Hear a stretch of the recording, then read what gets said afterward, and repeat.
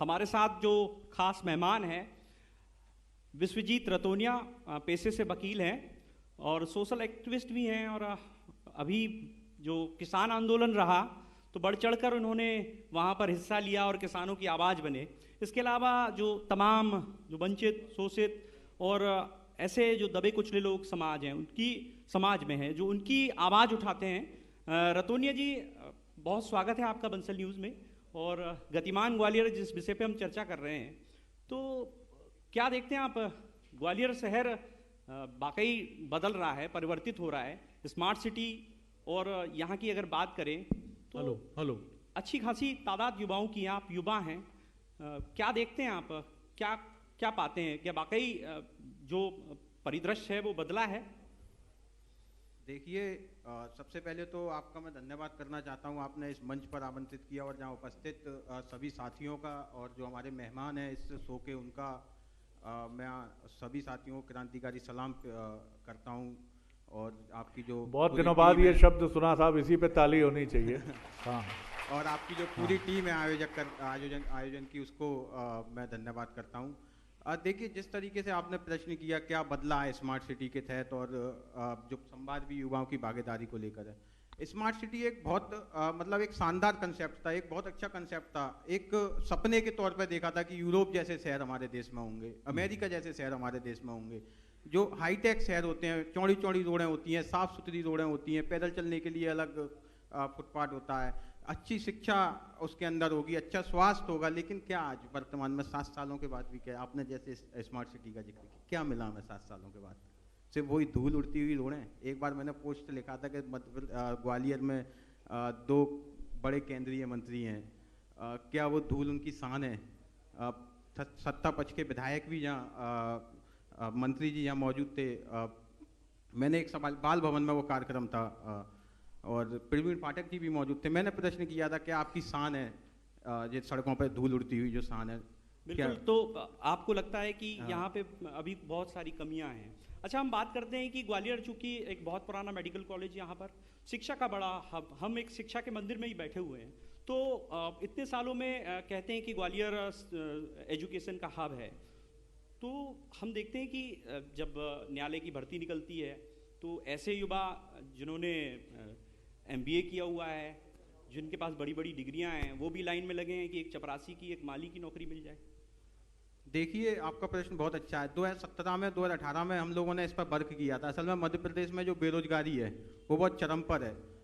जब हमने सरकारी आंकड़े निकलवाए थे तो हर 6वें घर में एक युवा बेरोजगार था और हर 7वें घर में एक शिक्षित व्यक्ति बेरोजगार था, है ना। लेकिन जब हमने अपना सर्वे किया मध्य प्रदेश के कुछ शहरों में, तो हमें ऐसा प्रतीत हुआ कि मध्य प्रदेश के सभी शहरों में, जिलों में बेरोजगारी है जो चरम पर, और प्रत्येक घर के अंदर बेरोजगारी है ना।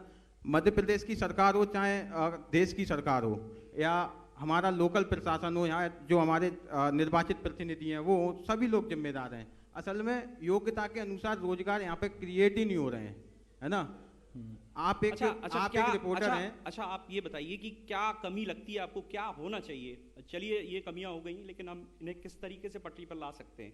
कैसे एक बेहतर रोजगार का सृजन कर सकते हैं? बेहतर शिक्षा, जो गुणवत्ता शिक्षा की जो बात होती है, तो हम देख रहे हैं कि केंद्र सरकार ने उस पर बेहद काम किया है, राज्य सरकार भी आत्मनिर्भर बनाने के लिए प्रयासरत है। तो कोशिश तो बहुत है, लेकिन फिर क्या लगता है कि कोई युवाओं में ही कोई कमी तो नहीं है कि कहीं वो उस तरीके से अपनी प्रिपरेशन नहीं कर पाते, या वो उनके भीतर वो जो नक्काशी होनी चाहिए शिक्षा के दौरान, वो कहीं कमी रहती है उसकी? देखिए, मैं इसे सरे से नकारूंगा कि युवाओं में कमी है, यहाँ के व्यक्तित्व में कमी है। असल में क्या है, अगर हमारे अंदर कमी होती, हमारे युवाओं में कमी होती, तो आज माइक्रोसॉफ्ट का या बड़ी बड़ी जो ट्विटर है उनके CEO जो बड़े बड़े पोस्टों पे हमारे लोग नहीं होते, है ना। दुनिया में हमारे जो हमारा वर्क फोर्स है उसका बोलबाला ना होता, है ना। आप ये देखिए, सरकार हमेशा से देश के अंदर रोटी कपड़ा मकान की जरूरत महसूस की गई है, उसकी लड़ाई रही है। लेकिन वो रोटी कपड़ा मकान कैसे पूरा होगा? जब अच्छी शिक्षा होगी, अच्छा स्वास्थ्य होगा, रोजगार होंगे, व्यक्ति के जेब में रुपए होंगे, रोजगार से कमाएगा, जब भी तो खर्च करेगा, अर्थव्यवस्था भी बढ़ेगी।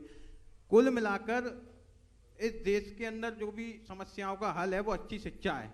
क्या सिंधिया स्कूल में पढ़ने वाला बच्चा बहुत अच्छी और बात इस कही आपने। प्रदेश के सरकारी स्कूल में पढ़ने वाले बच्चे का आप कंपैरिजन कर सकते हैं। सिंधिया स्कूल में पढ़ने वाला बच्चा ट्विटर का सीईओ बनने के लिए योग्य है, लेकिन मध्य प्रदेश के सरकारी स्कूल में पढ़ने वाला बच्चा क्या कलेक्टर बन सकता है, चपरासी बन सकता है इसलिए योग्य है, या इंजीनियरिंग करके कॉलेज में सिर्फ सेल्समैनी का काम करेगा? बात तो ये आती है ना। इसलिए सरकार की नाकामी है, इस पर बात होना चाहिए। सरकार अच्छी शिक्षा देने में नाकाम रही है, चाहे कोई भी सरकार हो, चाहे वर्तमान सरकार हो, चाहे पिछली सरकार हो, इस पर बात होना चाहिए। बिल्कुल प्रहलाद जी, हमारे एक आप इजाज़त दें तो बड़ा बिल्कुल सर। सर, पहले तो मुझे बहुत अच्छा लगा कि किसी ज़माने में ये वामपंथी आंदोलन का भी ये एरिया एक बड़ा गढ़ होता था। यहाँ पर मुकुट बिहारी सरोज जी की कविताएं, ओजस्वी कविताएं, और उनके पुत्र जो हैं वो भी परचम और झंडा लेकर आगे बढ़े। मुझे ये बताइए कि आज ये भी सवाल देश में पूछा जाता है कि अपोजिशन उतना स्ट्रांग नहीं है। हमने पश्चिम बंगाल से वामपंथी दलों को जाते देखा, अब केरल उनका गढ़ रह गया है, और कहीं छिटपुट आप कभी पूर्वोत्तर में सुन लेते हैं, लेकिन अब समाप्त प्राय है। विचारधारा मुख्य तौर पर अब दो ही बची हैं, राजनीतिक विचारधारा। मैं विश करता हूं और राजनीतिक विचारधारा आए, ये देश गुलदस्ता है। लेकिन क्या वजह है, आप क्या देखते हैं, क्या राजनीति भी एक अब किसी रुमाल की तरह बड़ी सहजता से फोल्ड करके आदमी जेब में डाल लेता है, विचारधारा को भी जेब में डाल लेता है, इसीलिए जो भी रूलिंग पार्टी होती है उसके खिलाफ कभी कोई बड़ा मूवमेंट हमने नहीं देखा? देखिए सर, मैं ऐसे समझता हूँ इस बात को, असल में इस देश के अंदर जो राजनीति है वो व्यक्ति विशेष की राजनीति ज्यादा चल रही है। विचारधारा की राजनीति इस देश के अंदर समाप्त हो चुकी है। ये हमेशा ही रही। आपके यहाँ ज्योति बसु पश्चिम बंगाल में थे, भले ही आप वामपंथी विचारधारा से ना आते हो, नेहरू जी के इर्द गिर्द घूमती रही, इंदिरा जी के इर्द गिर्द घूमती रही, आज मोदी जी के इर्द गिर्द घूमती है। व्यक्ति तो हम शायद व्यक्तिपरक समाज हैं, तो व्यक्ति की बात तो होगी नहीं, उसके साथ साथ सर विचारधारा की भी बात होना चाहिए। कुल मिलाकर इस देश के अंदर शुरुआत से एक विचारधारा के लिए हमेशा लड़ाई हुई है, उसके अधिकारों के लिए हमेशा लड़ाई हुई है, वो समाजवादी विचारधारा रही है। एक तरफ पूंजीवादी विचारधारा है, समाजवादी विचारधारा के लिए हम लड़े हैं, मैं भी उसके लिए शहर की सड़कों पर लड़ता हूं। और आपने जिस तरीके से कहा कि जो राजनीति में जो मतलब आपने प्रश्न किया था, जेब में फोल्ड हो गई है, वो राजनीति समेट गई है, जो देश में अपोजिशन समाप्त हो गया। देखो, अपने स्तर पे हर व्यक्ति लड़ रहा है। सबसे बड़ी पार्टी कांग्रेस है, लड़ रही है अपने स्तर पे। वामपंथी आज जितने बचे हैं देश के अंदर वो लड़ रहे हैं, केरला में लड़ रहे हैं, है ना, और अच्छे तरीके से लड़ रहे हैं। अभी शिक्षा का वो आया था, तो वो उनमें बहुत स्थिति उनकी बहुत अच्छी थी, है ना। देश के अंदर लड़ने वाले बहुत हैं। सौभाग्य की बात यह है कि राजनीतिक स्तर से हटकर, राजनीतिक पार्टियों से हटकर कुछ ऐसे लोग भी अब निकल के आ रहे हैं। हालांकि वो उंगलियों पर गिने जाने वाले लोग हैं जो देश की सड़कों पर विपक्ष का काम कर रहे हैं, है ना। मैं अपने आप को बड़ा गौरवान्वित महसूस करता हूँ, बड़ा खुशी होता हूँ कि देश की सड़कों पर कम से कम मैं एक अच्छे विपक्ष का काम तो कर रहा हूँ, जो सरकार की जन विरोधी नीति है उनका विरोध तो कर रहा हूँ, है ना। क्या आप इससे सहमत हैं कि कोई भी विचारधारा जो बड़ी होती है, उस विचारधारा के साथ उसको सपोर्ट में एक नॉन पॉलिटिकल बड़ी एंटिटी, एक बड़ी पर्सनैलिटी चलती है? कांग्रेस के साथ गांधी थे, भारतीय जनता पार्टी के साथ राष्ट्रीय स्वयंसेवक संघ है, ऐसा मानने वाले मानते हैं। समाजवादी पार्टी की जब ताकत बड़ी थी तो उसके साथ जयप्रकाश नारायण होते थे, वो उनके साथ चलते थे। आज कोई भी सोशल रिफॉर्मिस्ट लीडर हमें समझ में नहीं आता। क्या यही वजह है कि अब मुलायम जी पर हमारी श्रद्धा उस तरह से नहीं है, लालू प्रसाद जी पर नहीं है, अब उनके पुत्रों पर उम्मीद टिकी है? और यही वजह आप क्या देखते हैं कि उत्तर प्रदेश में उठने वाला प्रचंड आंदोलन, समाजवादी पार्टी का, बहुजन समाज पार्टी का, ग्वालियर और आसपास का रीजन लगा हुआ है, लेकिन यहाँ ना समाजवाद अपना परचम फहरा पाया, ना बहुजन अपना परचम फहरा पाया? देखिए सर, परचम तो फहराया है। अगर परचम ना होता तो बहुजनों की बात इस देश में ना हो रही होती, समाजवादी विचारधारा की बात इस देश में ना हो रही होती। मैं दो शब्दों में उत्तर दूंगा। देखिए, एक तरफ गोडसे के अनुयायी हैं और एक तरफ गांधी के अनुयायी हैं। हो सकता है गोडसे के अनुयायी ज्यादा भी शक्तिशाली हैं, लेकिन गांधी का दर्शन इस देश के अंदर मरा नहीं है। समाजवाद अभी जिंदा है, समाजवाद मरा नहीं है ना। आप जिस सोशल एक्टिविस्ट या सोशल लीडर की बात करें, हो सकता है अभी कोई लीड करने वाला ना हो, लेकिन उसका उत्तर ये है कि गांधी का दर्शन अभी जिंदा है, और उस गांधी के दर्शन से इस देश को एक बार फिर हम ऊंचाइयों पर ले जाने का काम करेंगे जो हम सोचते हैं, चाहे वो अच्छी शिक्षा की बात हो, अच्छे स्वास्थ्य की बात हो, है ना सर। लेकिन क्या पूरी तरह गांधी पर ही निर्भर करेंगे आप? देखिए सर, असल में क्या है, गांधी का दर्शन एक ऐसा दर्शन है जो इस देश को है ना उस मुकाम पर पहुंचा सकता है। गांधी के साथ और भी हैं, है ना, गांधी के साथ बाबा साहब का दर्शन भी है, जेपी का दर्शन है, लोहिया का दर्शन है ना। हो सकता है इनके अनुयायी कम हुए हों, लेकिन इस दर्शन से अभी उम्मीद है इस देश में अच्छी शिक्षा के लिए, अच्छे स्वास्थ्य के लिए लड़ने की। अच्छे कब तक आप अपनी विचारधारा पर टिके रहेंगे? क्या यहाँ मंच को आप विश्वास दिलाते हैं कि मध्य प्रदेश जो बाइपोलर पॉलिटिक्स यानी दो दलों की राजनीति का गढ़ है, यहाँ अब तो कांग्रेसी ही डगमग हो रहे हैं? मितेंद्र जी को बहुत शुभकामनाएं हैं, ढेर सारी शुभकामनाएं हैं उनको कि डटे रहें, अड़े रहें, चलते रहें। बड़ा कठिन है, ऐसे में आप समाजवाद का झंडा लेकर कब तक बीजेपी और कांग्रेस का ये मोहपाश आपको बचा के रखेगा, किनारे रखेगा? मैं मितेन जी को है ना मतलब अपनी तरफ से बहुत धन्यवाद देता हूँ। असल में मितेन जी है ना रोजगार के लिए लड़ रहे हैं। मैंने उनका देखा था, फूलबाग का उनका करना था, है ना, तो कम से कम इस देश में रोजगार की बात तो कर रहे हैं, है ना, जो इस देश की जरूरत है ना, उसकी बात तो कर रहे हैं, तो उनके लिए तो धन्यवाद है। और रही बात इस देश में मूलभूत सुविधाओं के लिए लड़ने की, समाजवादी व्यवस्था के लिए लड़ने की, तो सर बहुत सारी विपक्षी पार्टियां हैं, बहुत सारे विपक्षी लोग हैं जो इस देश के अंदर इस देश को, भले ही वो समाजवाद के नाम पे ना लड़ रहे हो, लेकिन इस देश में अच्छी शिक्षा के लिए लड़ रहे हैं, अच्छे स्वास्थ्य के लिए लड़ रहे हैं, है ना। अभी अखिलेश जी ने ऐलान किया कि हम इतने लाखों, आंकड़ा मुझे एग्जैक्ट पता नहीं है, कि हम इतना रोजगार देंगे, है ना। तेजस्वी यादव बोले थे कि हम 10 लाख नौकरियां देंगे, बीजेपी भी वही बोली थी उसके बाद, है ना। तो कम से कम बात तो हो रही है ना। और यही बात विपक्ष में सड़कों पे काम कर रहे हैं, जो जिनका किसी पार्टी से लेना देना नहीं है, हम जैसे लोग हैं, वो भी कह रहे हैं कि देश के अंदर रोजगार तो होना चाहिए, स्वास्थ्य तो होना चाहिए, उसकी लड़ाई लड़ रहे हैं, है ना। किसानों के साथ में खड़ा रहा, चलिए आपको लगा कि किसान, बहुत शुभकामनाएं हैं। प्रहलाद, मैं कंक्लूडिंग सत्र के लिए एक आध प्रश्न के लिए आपको, और माफ कीजिए आपका काफी स्पेस मैंने ले लिया। एक पत्रकार की समस्या यही होती है कि उसके सवालों का जब सिलसिला शुरू होता है रोकना कठिन होता है उसको। जी मैं धन्यवाद दूंगा सर, क्योंकि आप एक प्रदेश के एक बेहतर जर्नलिस्ट और माने हुए जर्नलिस्ट, और आप नहीं सर, ये मैं इससे ना इत्तेफाकी रखूंगा। आप मुझे सिर्फ जिज्ञासु रहने दीजिए। जी धन्यवाद सर। मैं देखता हूँ विश्वजीत जी, चाहे कांग्रेस की बात कर लें या बीजेपी की बात कर लें, अभी प्रदेश की सियासत में ओबीसी आरक्षण का मुद्दा बेहद गरमाया हुआ था। इस पर आप 2 तारीख को भोपाल में भी गए, आपने प्रोटेस्ट भी किया।